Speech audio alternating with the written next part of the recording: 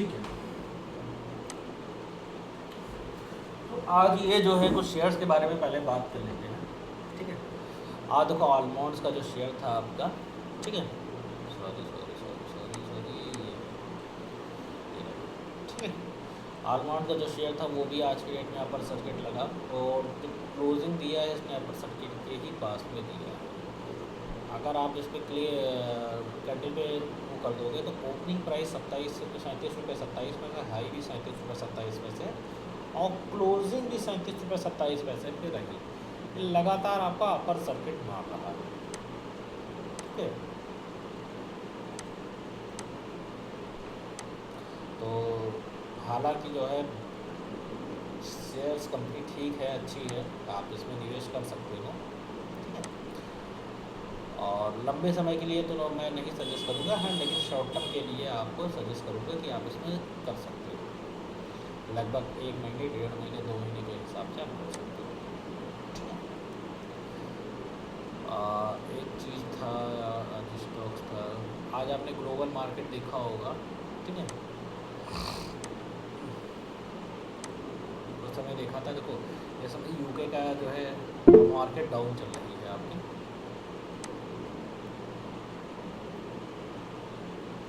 Target कोई अभी इसका बताया था ना 52 रुपीज़ का लगभग आ रहा था, कल ही तो बताया था टारगेट आपको, तो पूछने वाला था ही।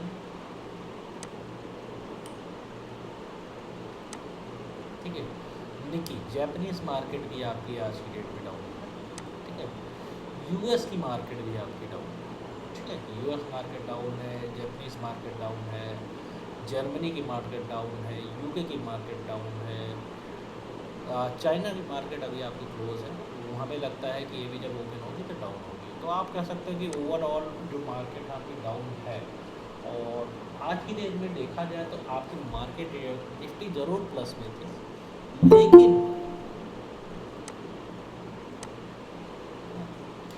हाँ, आज की डेट में देखा जाए तो निफ्टी ज़रूर प्लस में थी, लेकिन बाकी तक ज़्यादातर शेयर्स में आज की डेट में फॉल ही हुआ था, ठीक है। ये देखो आज की डेट में देखो सारे शेयर्स फॉल हुए हैं, और ये आपका शेयर जो है GICRE लगभग 3% आपका जो है निगेटिव ग्रोथ हुआ है, निगेटिव ग्रोथ लिया है। करूर वैश्य बैंक लगभग 2.18% का आपका डाउन किया है। तो आज ही जो है इसी वजह से, क्योंकि ग्लोबल मार्केट में प्रॉफिट बुकिंग हो रही है, ग्लोबल मार्केट आपका कमज़ोर है, इसी की वजह से ही हुआ। अभी देखो भेल देखो 1.55% निगेटिव हो गया है, ये तो आज मेरा माइनस में चला गया था, ठीक है। ग्लोबल मार्केट डाउन होने की वजह से आज हमने जो है ACC का स्टॉक्स परचेज ज़रूर कर लिया है, लेकिन देखो मेरी भी परचेसिंग से नीचे चला गया। अच्छा देखो मैंने ACC का आपको वीडियो बना के भेजा हुआ था जिस समय मैंने परचेज़ किया हुआ था। क्या होता है ना कि किसी स्टॉक्स का हम बॉटम या अप लेवल पकड़ नहीं सकते हैं, फिर भी हमने अपनी परफेक्शन के हिसाब से जितना था उस पर्टिकुलर टाइम पीरियड के अंदर मैंने सबसे बॉटम लेवल पे ACC को परचेज किया था, और उसके बाद में भी आप देखो उसने नया बॉटम बना दिया, ठीक है। अगर देखोगे तो मैंने जो है लगभग 11:33 के आसपास में परचेज़ किया था, और यहाँ कहीं पे जो है उसको ये इस लेवल पे यहाँ पे परचेज़ किया था। उसके बाद में ये जो कैंडल बनी थी, अगर आपने वीडियो में देखा होगा तो ये पॉजिटिव कैंडल बन रही थी, तो मुझे लग रहा था कि भाई चलो ठीक है, ये यहाँ पर से सपोर्ट लिया है, RSI भी उधर की तरफ बुलिश था, मुझे लग रहा था कि हो सकता है यहाँ पर से आपका रिवर्स हो जाए, और मुझे पता होता तो मैं थोड़ा और नीचे से लेता, ठीक है। तो आज की डेट में देखो पिछले 2-3 दिनों से 2 दिनों से आपका शार्प फॉल हुआ है ACC पे, ठीक है, शार्प फॉल हुआ है आपका ACC।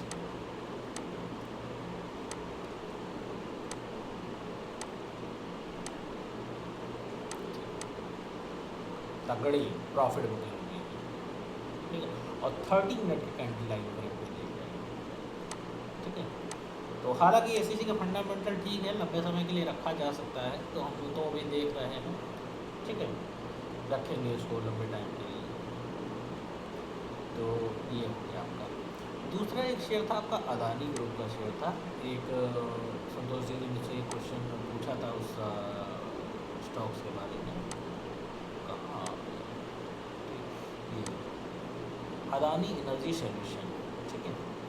देखो यहाँ पे जो टारगेट हम लोगों ने प्रेडिक्ट किया था आज की डेट में, ठीक है, वो आज ही की डेट में अपना टारगेट हिट हो गया। जब उस समय संतोष जी ने मुझको कॉल किया था तो स्टॉक्स यहाँ पे मूव कर रहा था, मतलब 1100 के आसपास में था, 1170-72 पे मूव कर रहा था। मैंने देखा टारगेट वगैरह में उस समय वॉल्यूम भी इतना ज़्यादा नहीं था, वॉल्यूम इतना था, लेकिन अचानक से वॉल्यूम स्पाइक आया, ठीक है, एकदम से स्टॉक्स में रैली आ गई। अब इसी को ही बोलते हैं रैली आना। ये जिस समय संतोष जी से हमारी बात हो रही थी, ठीक है, वही 9-9:30 बजे के आसपास में स्टॉक्स यहाँ मूव कर रहा था। मैंने देखा RSI आपका प्रॉपर बेस था, RSI इंडिकेट कर रहा था कि जा सकता है, और यहाँ पे वॉल्यूम भी हल्का फुल्का इंडिकेट कर रहा था। RSI तो आपका एक स्ट्रॉन्ग मूवमेंट दे रहा था RSI कि भैया यहाँ से स्टॉक्स बढ़ने वाला है, और ये दे रहा था। उसके बाद में मैंने टारगेट प्रेडिक्ट किया। पहला टारगेट क्या आ रहा था, ये आपका रेजिस्टेंट, पहला टारगेट हम ये मान के चले थे 1237, पहला टारगेट हिट हुआ। फिर कुछ समय के लिए स्टॉक्स में जो है मतलब फिर नीचे आ गया। फिर उसके बाद में एक बड़े मूवमेंट के साथ में, बड़े वॉल्यूम के साथ में आया स्पाइक, ठीक है, और ये देखो लगभग जो आपका 1334 रुपये का जो हमने सेकेंड टारगेट लिया हुआ था वो भी प्रॉपर हिट कर दिया, ठीक है। अगर आप ये देखोगे तो ये मैंने इमेज भी भेजी थी, हिट कर दिया था, और ये देखो उस समय का ये दिखा रहा था, और प्रॉपर प्रेडिक्शन हमने कर लिया था कि पहला टारगेट आपका ये जाएगा और दूसरा ये जाएगा, और दोनों देखो हिट हुए, ठीक है। यहाँ पे ये देखो ये RSI था आपका, बुलिश दिखा रहा था, तो इसी हिसाब से आपको प्रेडिक्शंस लगानी होती है। यहाँ तक प्रॉपर आपको बुलिश दिखा रहा था, तो पहला टारगेट यहाँ पर से हिट हो गया। अब अगला टारगेट क्या हो सकता है, अगर हम ये इसको एक शॉर्ट टर्म के कैंडल के अगर थोड़ा सा टाइम फ्रेम छोटा कर देते हैं, 30 मिनट का कर दिए टाइम फ्रेम, तो हमको थोड़ा सा यहाँ पे आज के दिन में कैसे कैसे उसने परफॉर्म किया, कैसे क्या हुआ, ये भी दिखेगा। अब देखो यहाँ पे ये जो अपना था 1234 का, ठीक है, और उसके बाद भी आपका 1336 का, 1336 में आपको क्या दिख रहा है कि एक खाली हल्की सी जो है आपकी दिख गई, यानी गया तो पर्टिकुलर आधे घंटे के टाइम पीरियड में गया तो 1:15 से 1:45 के बीच में गया तो, लेकिन बहुत टाइम तक सस्टेन नहीं किया। इसको हम चाहें तो छोटे टाइम फ्रेम और 10 मिनट के टाइम फ्रेम में देख सकते हैं। 10 मिनट के टाइम फ्रेम में आगे 1:25 के आसपास में गया था, ठीक है, लेकिन ज़्यादा लंबे समय तक का वहाँ पर सस्टेन नहीं किया, उसके बाद फिर नीचे आ गया। तो जिसने बेच दिया होगा यहाँ पे उसको तो मज़ा ही मज़ा। अब यहाँ पे बेचने के लिए हमको कितना क्या परफेक्शन चाहिए, या तो हम बिल्कुल एक्टिव बैठे हो, या तो हमने टारगेट प्रेडिक्ट कर लिया हो, तो हमने पहले से जो है GTT लगा दिया, या पहले से ही हमने सेल ऑर्डर लगा दिया, क्योंकि जितनी देर आप लगाने बैठोगे उतनी देर में ये चाबी नीचे आ जाएगा, ठीक है। तो मार्केट में मूवमेंट बहुत तेज होता है, बेहतर यही रहता है कि पहले से आप ऑर्डर लगा के रख दो तो ज़्यादा अच्छा रहता है, ठीक है।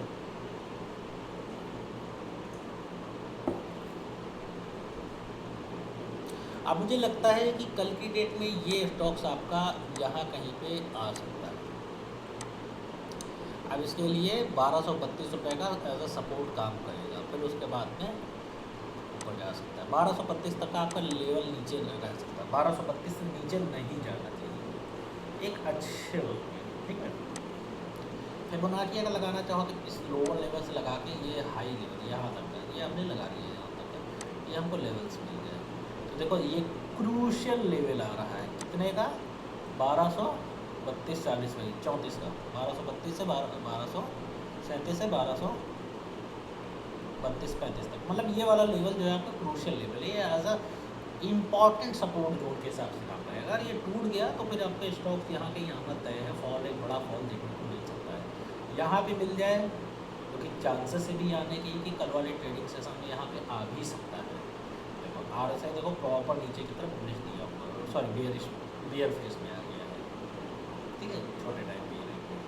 तो एक बार एटलीस्ट यहाँ कहीं हो सकता है, यहाँ से ऊपर भी जा सकता है, क्योंकि इससे पहले भी 1260 का सपोर्ट है। क्लोजिंग आज कितने पे दी, 1266 पे दी, तो कल की डेट में तो 1260 पहला सपोर्ट लेवल है।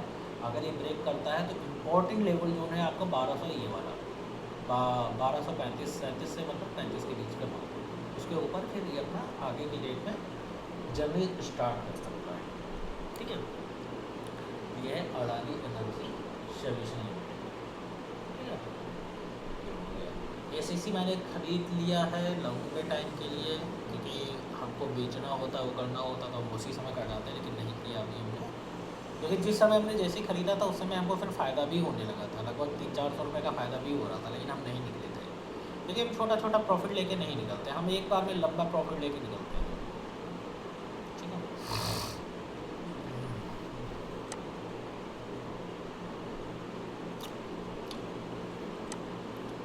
एक स्टॉक्स था आपका पीआई इंडस्ट्री। देखो अभी कुछ दिन पहले हमारी इस स्टॉक्स में बात हुई थी, डेली कैंडल टाइम फ्रेम के हिसाब से हमने लगा के बात किया था। तो देखो ये स्टॉक्स ने इसको जो है रजिस्टर को ब्रेकआउट तो कर दिया, लेकिन अब ये जो है इसके लिए एज अ 4408 का लेवल जो है आपका एज अ सपोर्ट काम कर रहा है। ठीक है, और मुझे लगता है कि ये भी आपका सपोर्ट फेल हो जाएगा, स्टॉक नीचे आ जाएगा, क्योंकि कैंडल ग्रीन बनी है। ठीक है, मुझे लगता है कि नीचे आ सकता है। ओके,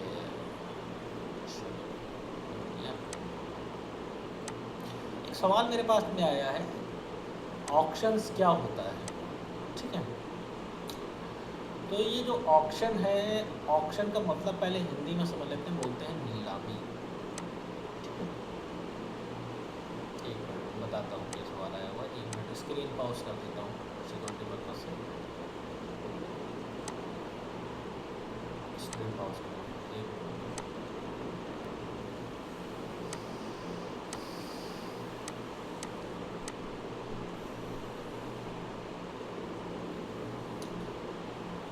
एक क्वेश्चन आया हुआ ओला आईपीओ के बारे में। ठीक है, जो मतलब राय मांगी गई है, तो ओला आईपीओ के बारे में मैं आपको सीधी सी राय देता हूँ। ठीक है, अवॉइड, सीधी सी राय, बिना किसी शक। ठीक है, लेकिन नहीं भैया, अगर आपको शौक़ है, आपको लगाना है, ठीक है, चलो ठीक है, आपका मन है तो आप लगा लो, वो आपके ऊपर डिपेंड कर रहा है। क्योंकि अगर हम आपको मना कर रहे हैं, आप लगाना चाहोगे, नहीं लगाना चाहोगे, तो हमारे कहने से तो होगी नहीं। लेकिन मेरी पूरी राय है आपको ओला के आईपीओ अवॉइड करना। ठीक है, अभी आगे बात कर लेंगे उस पर क्यों। ऑक्शन की बात करी जाए कि ऑक्शन क्या होता है। ठीक है, तो जितना ज़ीरोधा जो प्लेटफॉर्म है ये आपको, ठीक है, ऑक्शन का ऑप्शन मिलता है आपको यहाँ पे।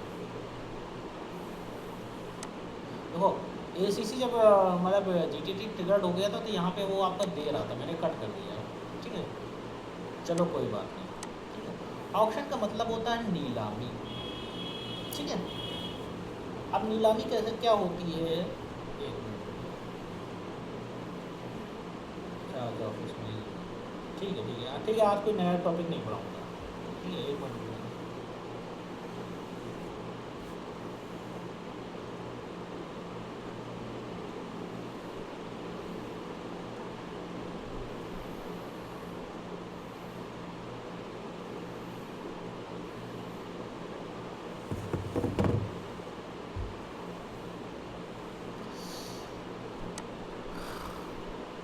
अभी जैसे ऑक्शन क्या होता है कि आप जो है मान लेते हैं कि कई बार ऐसा होता है कि कुछ ट्रेडर होते हैं जो कि इंट्राडे में काम करते हैं।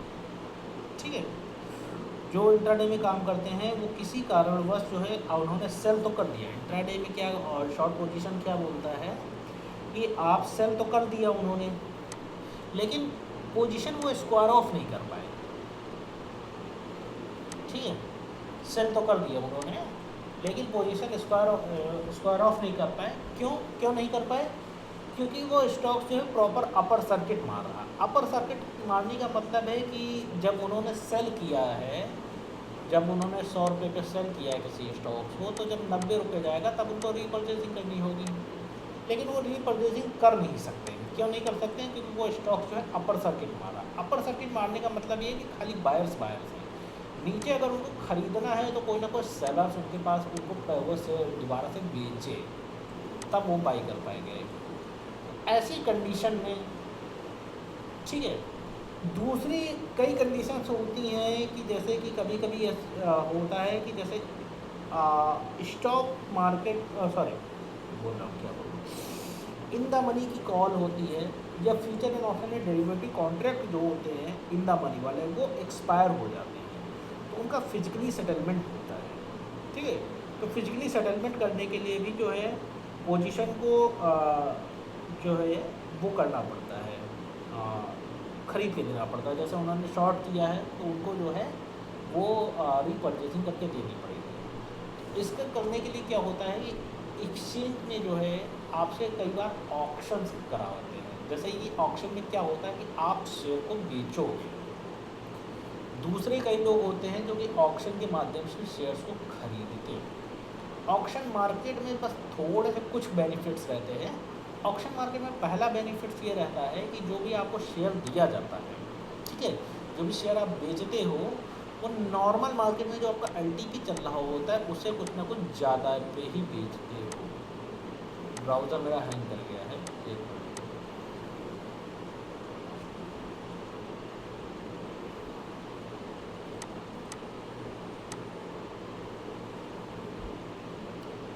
ठीक है, अब देखो GICRE का लास्ट प्राइस कितना है, 411 रुपये 95 पैसे। लेकिन अगर आप ऑक्शन मार्केट में यही जाते तो कितने पे बिक रहा था आपका, 416 रुपये 15 पैसे। कितने पे क्लोज हुई मार्केट, 411 रुपये 95 पैसे लास्ट प्राइस था। लेकिन आपको कितने पे बेचना पड़ा, बेच सकते थे 416 रुपये में बेच सकते। ऑक्शन मार्केट में ये चीज़ ठीक है। दूसरा GSW एनर्जी, पहले इसका LTP देख लो, 727 रुपये में। यहाँ पे कितने पे बिक रहा था आपका, 735 रुपये। देख रहे हो, तो ये है ऑक्शन मार्केट का कमाल, ठीक है, कि कुछ और उसमें बढ़ा के बेच सकते हैं। लेकिन ऑक्शन मार्केट में जैसे कि ये फ़ायदा भी है, तो मैंने बोला कि ना हर पहलू के दो सिक्के होते हैं। ऑक्शन मार्केट में भी दूसरा आपका पहलू जो है खतरनाक है। तो पहले समझ लेते हैं धीरे धीरे एक एक पहलू क्या है।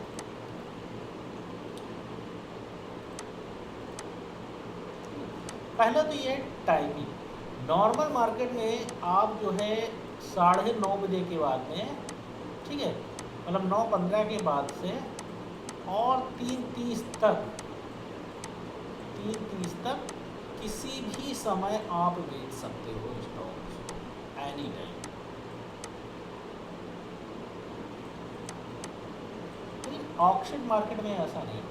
ऑक्शन मार्केट में आपकी 2 बजे विंडो ओपन होती है, ठीक है, और ये आपकी 2:30 बजे तक है।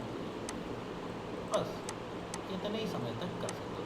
कभी कभी 2:30 बजे ओपन करते हैं तो 3 बजे तक रहती है। मतलब ये बस ये आपके 2 ही सेशंस में मार्केट रहती है, ठीक है,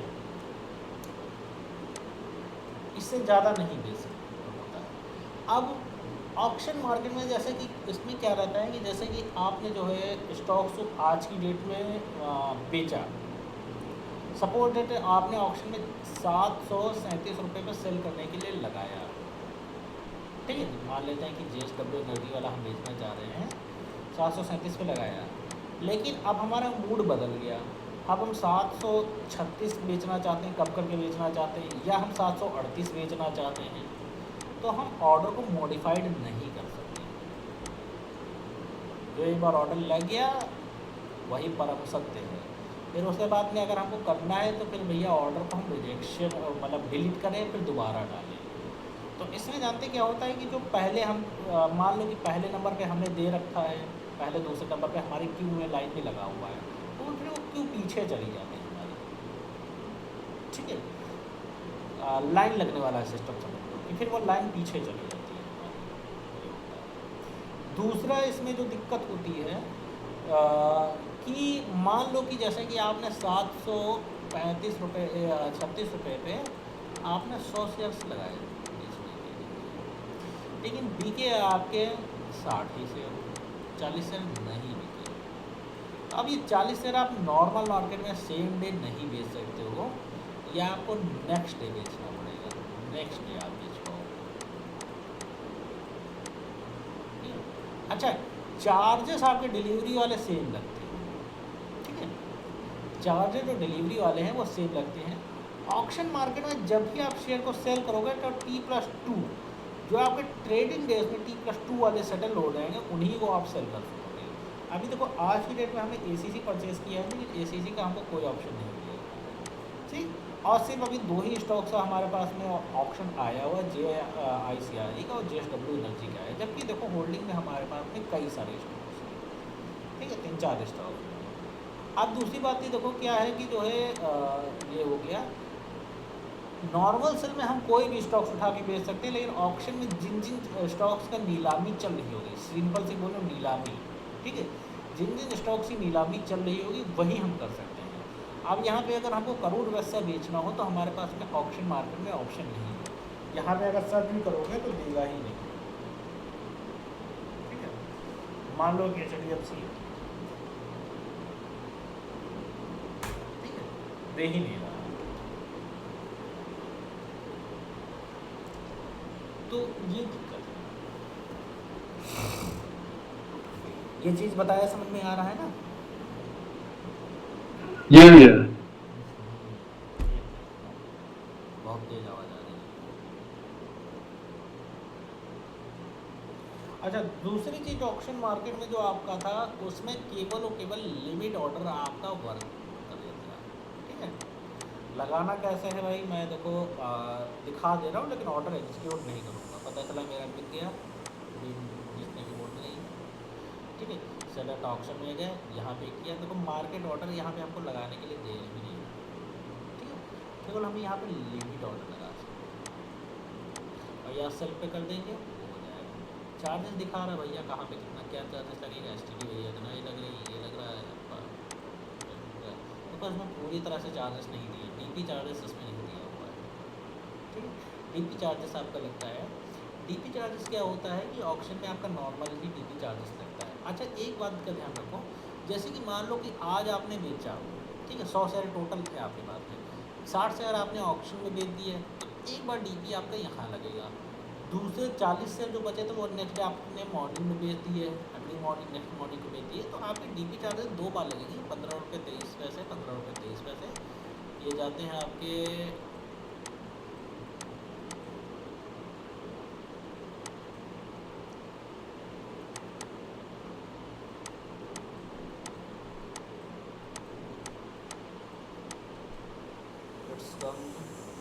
मतलब वही 30-31 रुपये जो होता है वो आपके बन जाते हैं,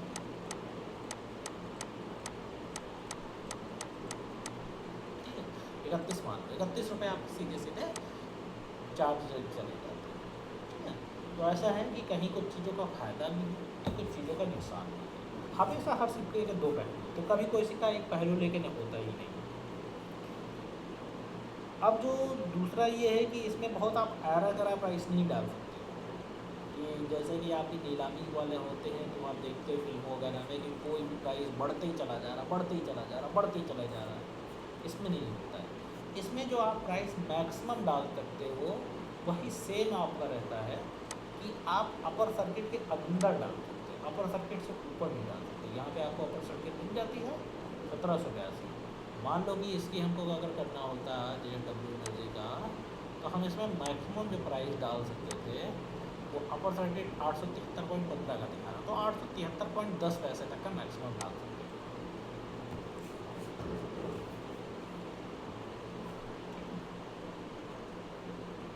तो ये है आपका ऑप्शंस, ठीक है। तो ऑप्शन समझ में आ गया?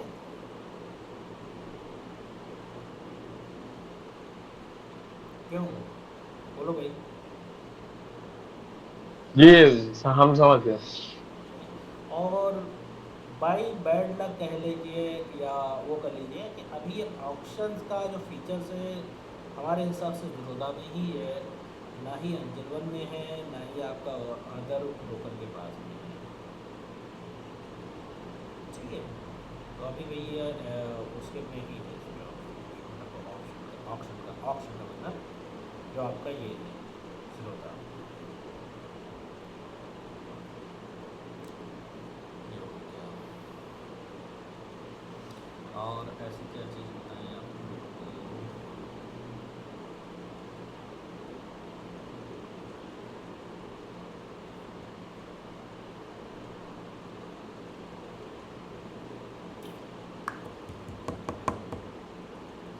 और कोई कुछ पूछना चाहूँ आज इससे रिलेटेड, क्योंकि आज नया तो नहीं पढ़ाएंगे, काफ़ी कम लोग हैं और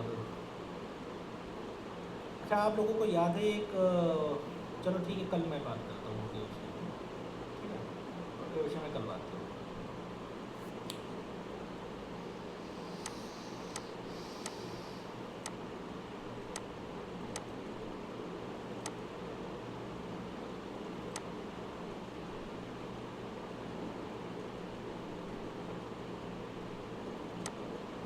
भैया आज रेलवे के स्टॉक गिरे हैं सारे, आईआरएडा, सब आईआरएफसी। जगह प्रॉफिट और बुकिंग हो रही थी आज, गवर्नमेंट सेक्टर ही पूरा डाउन था, देख रहे हो कितना तगड़ा तगड़ा था। वही अरे बात है हमारा स्टॉक में। हमारा पोर्टफोलियो परसों मतलब आज मंडे वाले दिन पूरा मतलब ग्रीन हो गया था, और फिर से रेड चल रहा है। हाँ ये हो गया, कोई बात नहीं, ठीक है।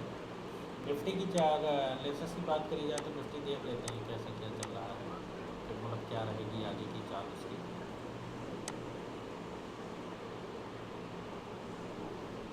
आज लगभग देखो तीन निफ्टी परसेंट के ने लॉस में। नया हाई बनाया है, ठीक है। आज देखो 25,000 का लेवल इसने टच कर लिया है, 25,078 रुपये 30 पैसे का कर लिया है। लेकिन कैंडल देख रहे हो, ये रेड कैंडल है और मूवमेंट नहीं हिलाता। ऐसा इसलिए, ऐसा क्यों? क्योंकि जब मार्केट ओपन हुई है तो सीधे आपकी जो ओपन का प्राइस था 25,030.95 पे ओपन हुई है, और हाई बनाया 25,078 के बाद है उसमें, फिर उसके बाद लो ही बनाया है, और लगभग आधे परसेंट से भी कम, 1.25% में 0.024% के ही आसपास में घूमी है ये फिर, ठीक है। अगर इसको जो है आप 30 मिनट के कैंडल टाइम फ्रेम में कर लेते हो तो देखो क्या दिखाता है।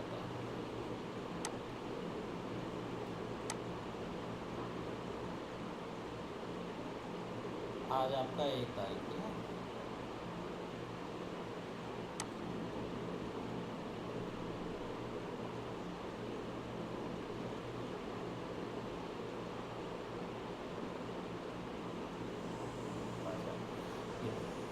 आपकी मार्केट यहाँ से ओपन हुई 25,030 से, ठीक है।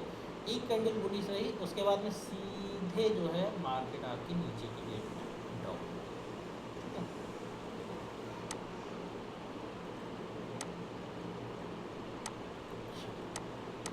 तो चैनल ब्रेकआउट हुआ, ठीक है।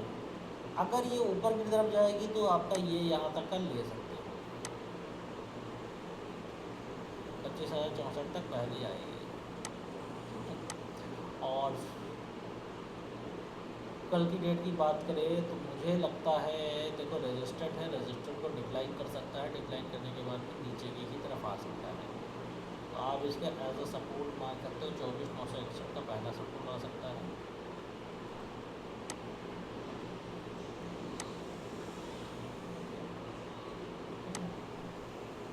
एक मिनट यार, इसका बहुत ज़्यादा एक्सटेंड हो जा रहा है,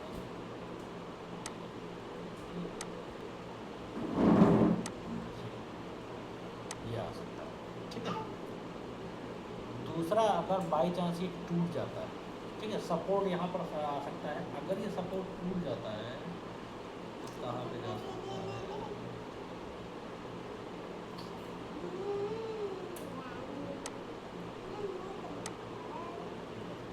अच्छा, कल हम लोगों ने इरेडा के बारे में देखा था ना, हटो तो बेटा, इरेडा के बारे में देखा था ना, इरेडा के बारे में देखते जरा।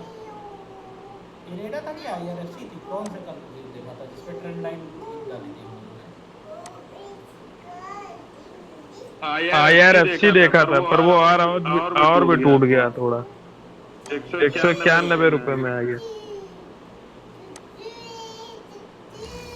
देखो बिल्कुल क्रूशियल लेवल हमने प्रेडिक्ट किया था कल की डेट में आपके ही सामने, ठीक है।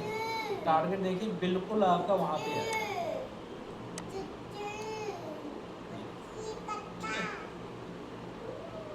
मैंने 187 के आसपास प्रेडिक्ट किया था, 187 पॉइंट समथिंग का था, और देखो लोअर इसने 187.68 का बनाया भी है, ये देखो यहाँ पे, ठीक है, 187.68 का।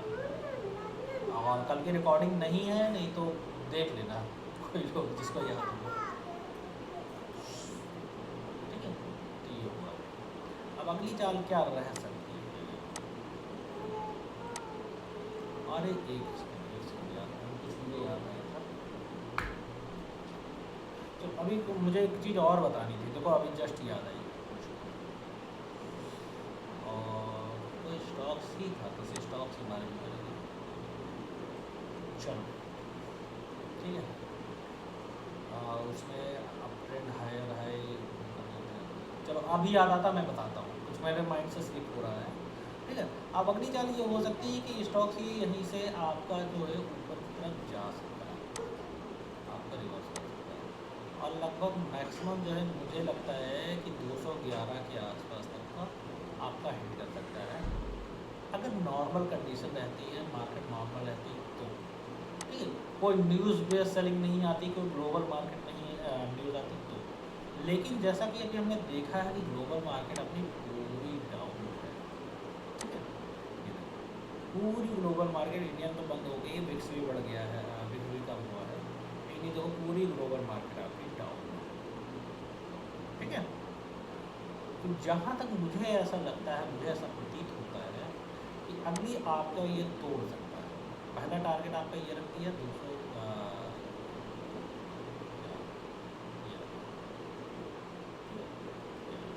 मैं इसी को कॉपी कर लेता हूँ।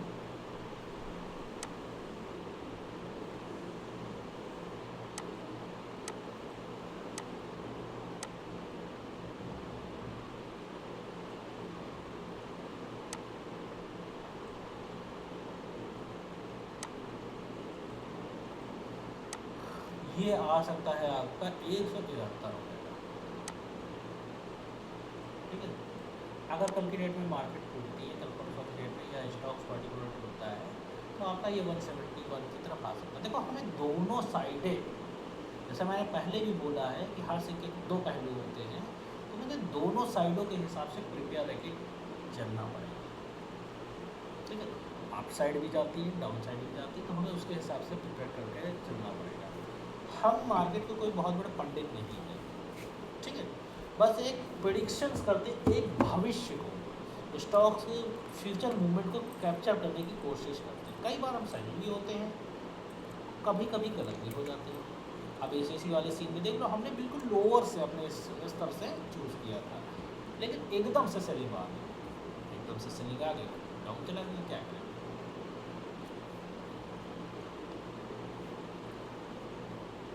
शायद ही बहुत से कम ही लोग होंगे जो कि बिल्कुल लोअर पे स्टॉक्स को उठाते हैं, बिल्कुल टॉप पे स्टॉक्स को बेचते हैं।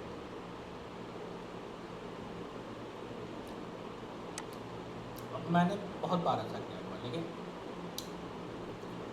उस टाइम के बाद में नया हाई बन गया, नया लो बन गया। एक स्टॉक मुझे दिखाना था, अभी मुझे याद आ रहा है।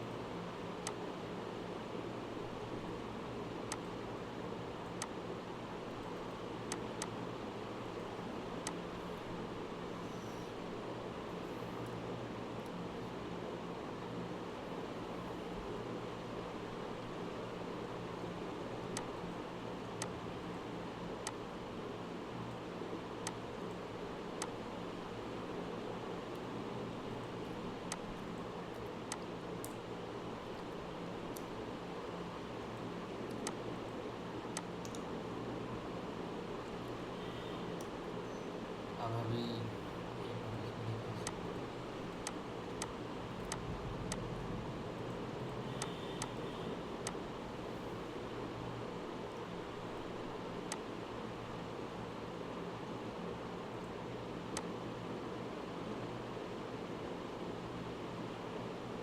शायद यही था।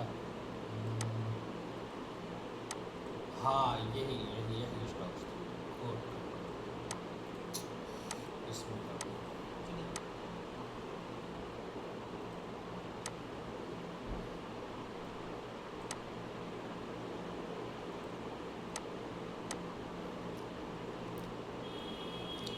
अभी स्टॉक्स का मूवमेंट देखो क्या कहता है। ठीक है, स्टॉक्स अभी भी आपका अप ट्रेंड में है। और ये काफ़ी लंबे समय से अप ट्रेंड में है। अभी स्टॉक यहाँ पे किस उसमें दिखा रहा है, करेक्शन फेज में दिखा रहा है कि करेक्शन हो रही है, प्रॉफिट बुकिंग हो रही है अभी आपका। मैंने यहाँ से तो बड़ा ऊपर गया है, लेकिन यहाँ से फिर प्रॉफिट बुकिंग हो रही है। अगर आपको देखो ये ट्रेंड पकड़ना है कि ट्रेंड में है या अप ट्रेंड में है, डाउन ट्रेंड में, इसका ट्रेंड पता करना है, कुछ नहीं, सिर्फ पॉली लाइन आपने ले लिया, ठीक है। मान लो कि ये हमारा सबसे लोअर स्तर है, हमने यहाँ से ये ऊपर किया, मतलब सबसे ऊपर उच्चतम स्तर को किया, फिर उस यहाँ से फिर लोअर स्तर को किया, फिर उसके बाद में उच्चतम स्तर कहाँ दिखा रहा है, ये, ठीक है। फिर उसके बाद में लोअर स्तर ये, फिर उसके बाद में उच्चतम स्तर ये है, मतलब हायर है, ठीक है। ये फिर लोअर है, फिर ये है आपका ये हायर है, फिर लोअर है, फिर उसके बाद में सीधे ये चला गया आपका हायर है, फिर लोअर है, फिर उसके बाद में आपका कुछ लोग यहाँ पे ये भी ले सकते हैं, लेकिन मैं सीधे यही ले रहा हूँ, लोअर हायर है, फिर लोअर है, ठीक है। फिर आपका ये यहाँ पे जाके ख़त्म हो गया, ठीक। यहाँ से आपको क्या दिख रहा है, स्टॉक्स आपका लो, ठीक है, higher high, higher high, higher high, higher high, higher high, higher high, ठीक है, बनाते चल रहा है। यानी जो ये वाला हाई है इस पिछले वाले हाई से ज़्यादा है, ऊपर है। ये वाला हाई है 216 का, ये पिछले वाले हाई 195 से ज़्यादा है। ये वाला जो हाई है 244 का, पिछले वाले हाई 214 से ज़्यादा है। ये वाला हाई है कितने का, 327 का, पिछले वाले हाई 243 से ज़्यादा है। ये वाला हाई आपका 340 का, ठीक है, 340 का, जो कि इस वाली हाई 326-27 मान लो, तो उससे वो है, क्या कहते हैं कि ज़्यादा है, ठीक।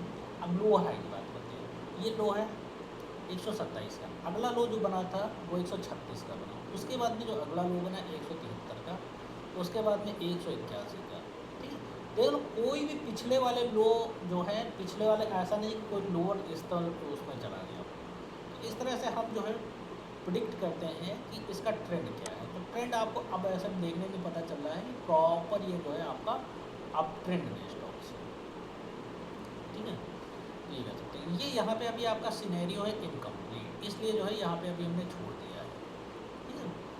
अभी आपका मुझे जहाँ तक लगता है कि ये लगभग नहीं होगा, तो कम से कम मिनिमम आपका यहाँ 352 तक जाएगा ही जाएगा, बस कुछ दिनों की वेट एंड वॉच रहेगा आपका, ठीक है।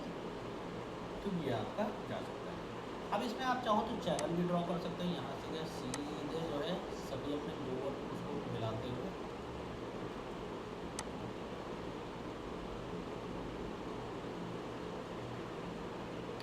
एक चैनल ये ड्रॉ हो रहा है, दूसरा कहो तो एक ये उसी में,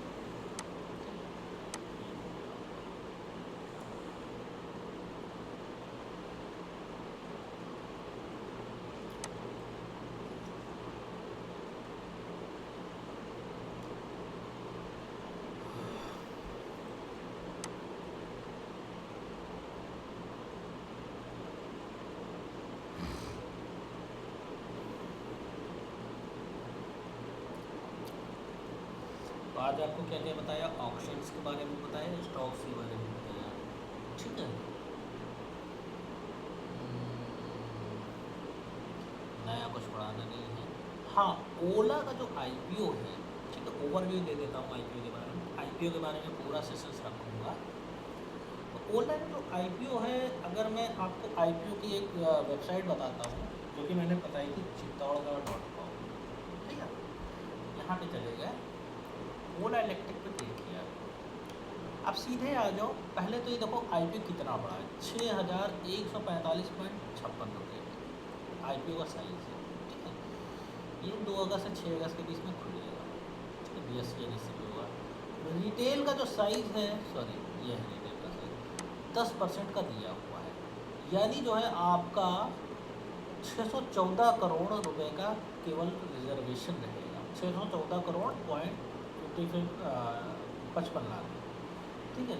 इतने रुपए के शेयर्स आपके लिए रिजर्व किए जाएंगे। बाकी जो है आपका 15% रहेगा रिजर्व होने के लिए, आपका एच के लिए और KRBs के लिए आपका बाकी का पोर्शन 75%। अब देखो मेन हम जो कहना चाह रहे हैं कि कंपनी एक तो प्रॉफिटेबल नहीं है, रिजर्व प्लस सरप्लस भी नहीं है कंपनी के पास में, ठीक है। मार्च 2021 में तो फिर भी थे, इधर तो कुछ नहीं है, ठीक है, माइनस में बढ़ता जा रहा है। रिजर्व मतलब कंपनी के पास में कुछ है ही नहीं। जैसे होता नहीं कि आप लोग अपने पास में कुछ रिजर्व बचा के रखते हो, जैसे कि आप लोगों ने पैसा तो ज़रूर स्टॉक मार्केट में डाल रखा होगा 4-5 लाख रुपए, लेकिन फिर भी आपके बैंक में या आपके पास में कैश में कुछ ना कुछ 1000, 10,000, लाख रुपया या बैंक में पड़ा होगा। वो क्या, वो पैसा आपने रिजर्व के लिए रख रखा है। ऐसा कंपनी के पास में रिजर्व या सरप्लस कुछ नहीं है, ठीक है। टोटल बोरोइंग देखो, मतलब उधारी कंपनी की बढ़ती जा रही है, ठीक है। ये तो एक छोटा सा स्नैपशॉट है, अभी आगे और दिखाते हैं, ठीक है। दूसरा प्रॉफिट आफ्टर टैक्स, ठीक है, यानी टैक्स के बाद की प्रॉफिट की बात करी जाए तो वो भी देखो कंपनी का लगभग लॉस में चल रहा है,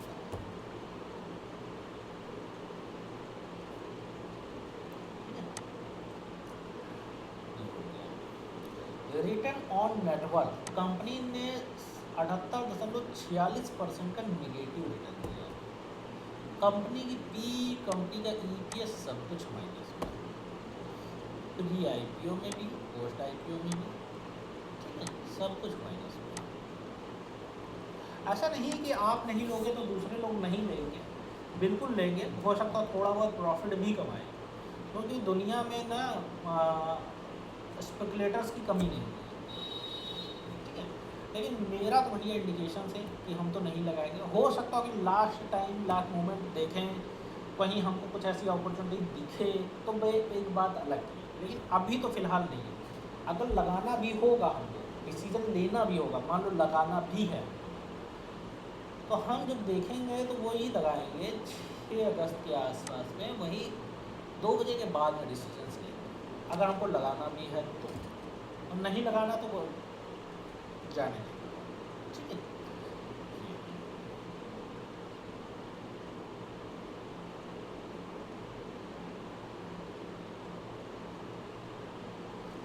ये है कंपनी का RHP, आप पढ़ना चाहो तो पढ़ सकते हैं, ठीक है। 11 MB का RHP है, ठीक। 2-3 दिन का समय है, बढ़िया छुट्टी है, 2-3 दिन की ज़्यादा ही है भैया, अभी 1 तारीख है, कल से IPO शुरू होगा, ठीक है। तो आप ये कहो कि मेरे हिसाब से है काफ़ी समय है, ठीक है। रेड हायरिंग प्रॉस्पेक्ट ये वाला है, आपको ये वाला पढ़ना होगा। कितने पन्नों का है? 461 पन्नों, पूरी किताब, ठीक है। शुरुआत के कितने 2-3 पन्ने तो काम पे नहीं है, उसके बाद में आप ये पढ़ना चाहो तो चीज़ों को पढ़ सकते हैं। रिस्क फैक्टर क्या है, यहाँ पे क्लिक करोगे तो रिस्क फैक्टर्स के बारे में पढ़ सकते हैं। फिजिकल ईयर 2024, फिजिकल ये आपका फाइनेंशियल ईयर को ही बोला जाता है फिजिकल ईयर, ठीक है। यानी financial year 2022, financial year 2023, financial year 2024, ठीक है। लॉस बिफोर टैक्सेस इतना रहा, ठीक। लॉस बिफोर टैक्सेस, मतलब लॉसेस भी बढ़ते जा रहे हैं। Net cash used in operation activity, इसको देखेंगे, इसमें और क्या क्या चीज़ें देखने वाली, क्योंकि अभी मैं देख ही रहा हूँ, ठीक है। तो देखेंगे इसको, हम लोग एनालिसिस करेंगे। मान लो कि आपका 6 तारीख कब है, ट्यूसडे को, मंडे को आप लोग याद दिला देना तो एक बार देख लेंगे मंडे के में। तब तक हम लोग अपना इधर जो है 2-3 दिन में हम देखेंगे, समझेंगे इसको, ठीक है।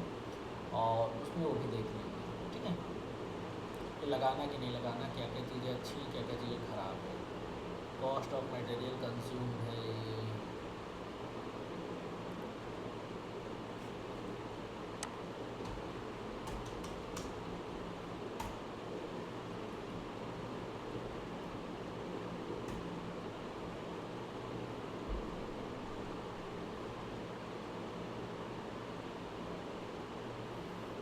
बेस सैलरी 60 मिलियन, वेरिएबल पे 30 मिलियंस इसकी है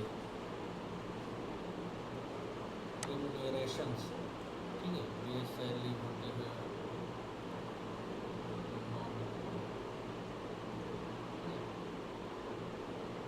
रिम्यूनरेशन उसको बोलते हैं जिसमें जो कंपनी को बोनस या जैसे त्योहारी वगैरह दिया जाता है या कुछ इंसेंटिव वगैरह दिया जाता है, वो तो सब रिम्यूनरेशन में आता है, ठीक है। जी।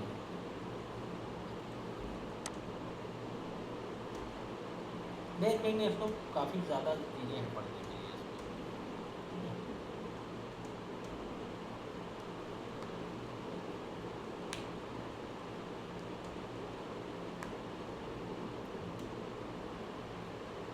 देख लेंगे, पॉइंट बना लेंगे तो फिर हम आपको बताएंगे।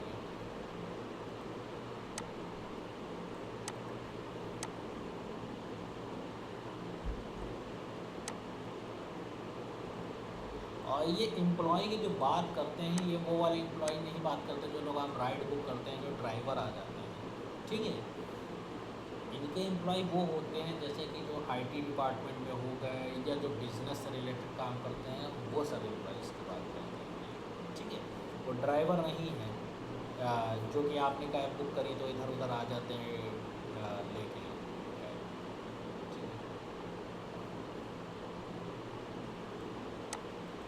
रिलेटेड पार्टी ट्रांजेक्शन्स देख लो भैया, ठीक है। ये पार्टी ए है, related party relationship name of the related party subsidies, पूरा टेक्नोलॉजी से इतना ये है, कितना अमाउंट दिया है ये देख लीजिए अदर कंपनी।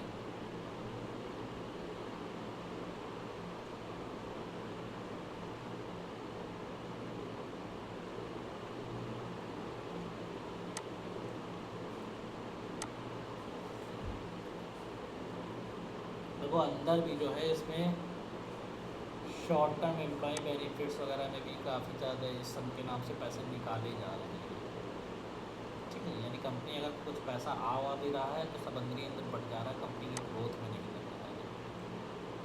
शेयर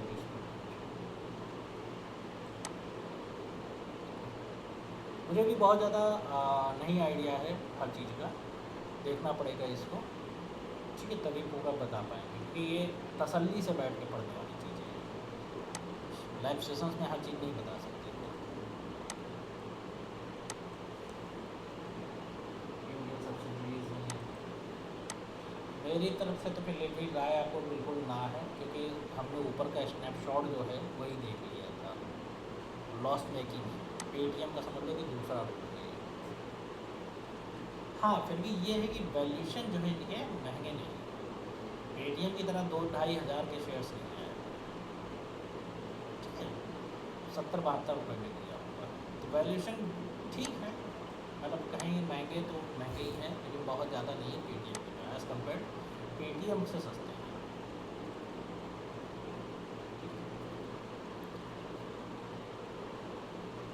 और किसी को कुछ पूछना हो?